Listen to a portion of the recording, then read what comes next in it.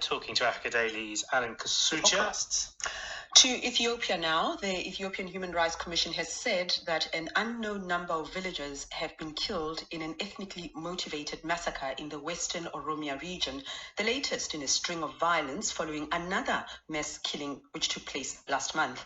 The EHRC blamed the attacks on the Oromo Liberation Army, a banned splinter group of an opposition party that has been accused of widespread atrocities against ethnic Amharas and Ethiopian security forces, something the group denied. Joining me now to discuss this is journalist Zacharias Zelalem. Thank you very much for joining us. Tell us what actually happened.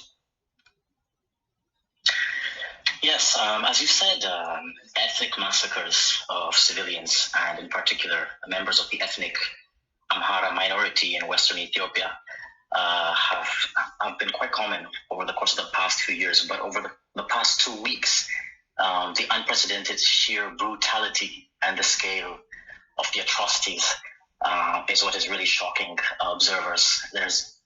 From the two incidents over the course of the past 2 weeks, hundreds of innocent civilians are believed to have died. And in the incident that took place on June 18th, militiamen are said to have carried on with their killings unabated over the course of an 8-hour period. So the killings have triggered unrest and protests in parts of Ethiopia amongst outraged demonstrators who are condemning the government for its incapability or perceived unwillingness to curb atrocities. Let us talk a little bit about that, because it sounds as if the government doesn't have a grip on the violence. Is it because of a lack of capacity or a lack of political will? Why is the government not acting? Well, compounding the overall picture is the fact that much of the region has been the site of an ongoing war between Oromo Liberation Army fighters and the Ethiopian government for the past 2 or 3 years.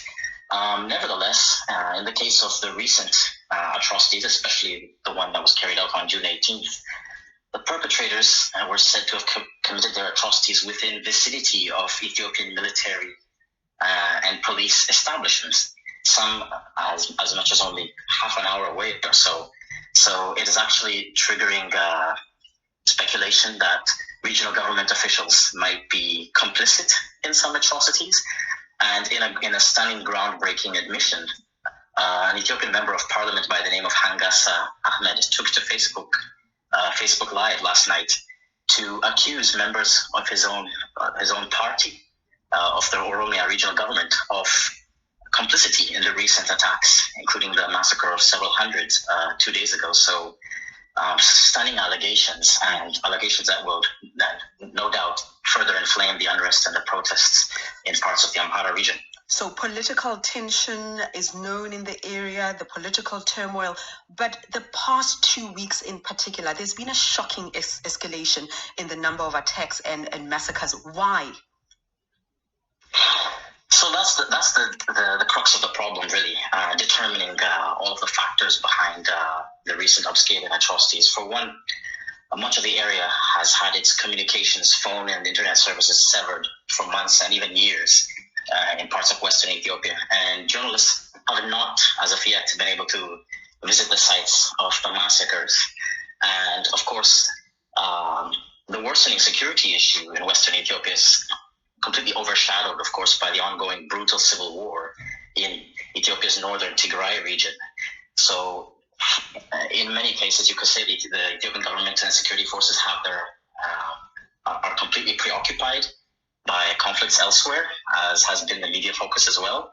But at the same time, I think we're at the stage where Ethiopian government officials have many questions that they've left unanswered thus far. Zacharias Zelalem, who is talking to us from Ethiopia. The blame game between the rebel and government continues in Ethiopia. Thank you for talking to us right here on Newsday.